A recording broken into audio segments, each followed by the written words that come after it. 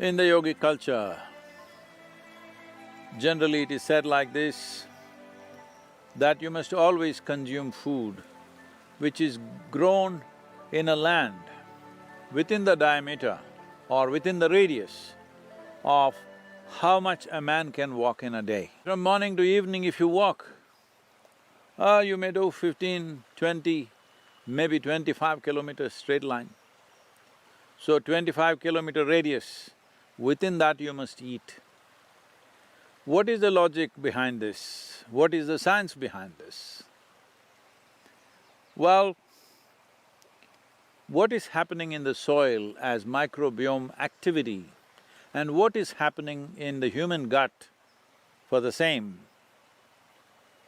is very similar, or in a way, a kind of a more evolved or enhanced manifestation of the same in the gut. After hundreds of years, now modern medicine is talking about there is a second brain in your gut, a whole lot of things about who you are. I hope it's not so for you, but a whole lot of things as to who you are, how you think, how you feel, your level of balance, your equanimity, everything is decided by what's happening in the gut. It's being referred to as a second brain or the gut brain. Well, it is true that the chemistry of the body is happening at various levels. One thing is the glandular secretions are very important in managing the chemistry, but gut is the place where the input for the chemical factory that you are is coming, all the food. So what kind of food? If the food is coming from the land upon which you stand, then it has a certain relationship. This whole problem, the human problem is this, that just because you can prance around a little bit, you think… Some people are even saying they have come from some other planet or some other universe, they are claiming. Well, if you were made like this tree, roots sticking into the soil, you would clearly know that you came from the soil just because nature's magnanimity, it allowed you to prance around a little bit and you're getting all confused as to what is your source.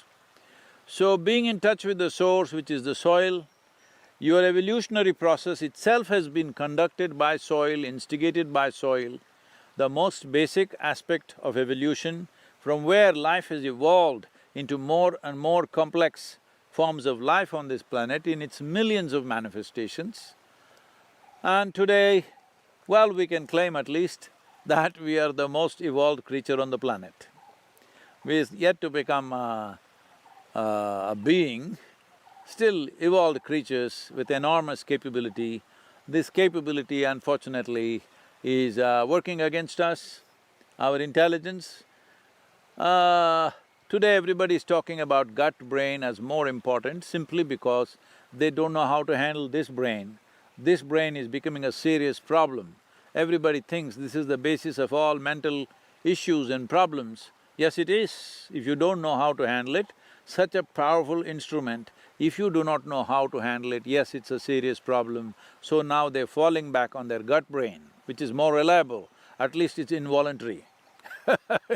So the gut microbes and what's happening in the topsoil are very similar, and it not only has life-making material, it also has many remedies in terms of… Today we would like to call it medicines, but I would call them remedial forces.